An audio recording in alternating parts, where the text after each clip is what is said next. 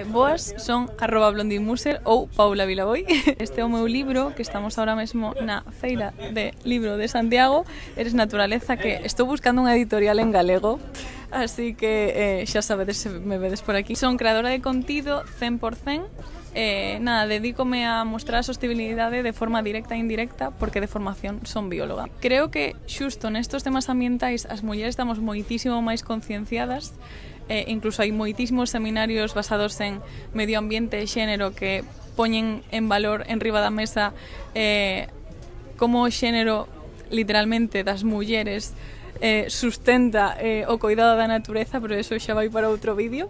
Ao ser muller tes que xustificarte moitísimo máis se un home fai X cousa e ti le vas facendo todos os anos, vais a poñer máis en valor que o fixera ese home en ese vídeo unha cousa puntual. Moitísima rabia ter que estar como loitando por poñernos en valor todo o rato e sempre tes que facer moito máis. Toda a vida as mulleres estivemos ligadas ao tema dos cuidados e inconscientemente tamén cuidamos a natureza da mesma forma e por eso concienciámonos quizáis moitísimo máis con este tipo de causas e máis aínda se está a terra de por medio, a nosa terra.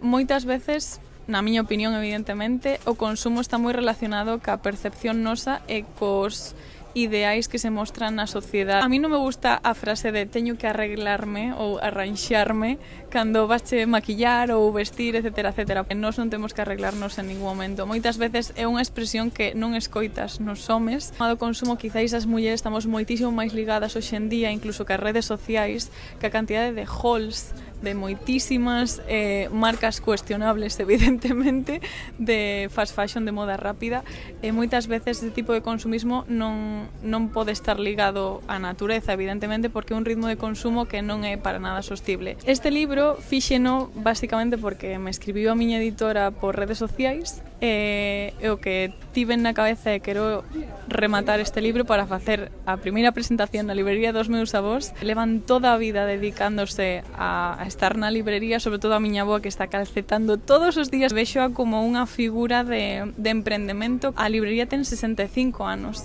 Vai anos que emprendesen así, a librería chamase Librería Jaime, que é o nome do meu avó, pero realmente a miña avoa é a que estaba moitísimo máis tempo ali, Adelina. Adelina non, Adela. Sempre a tiven como unha figura super forte e hoxe en día tamén o é.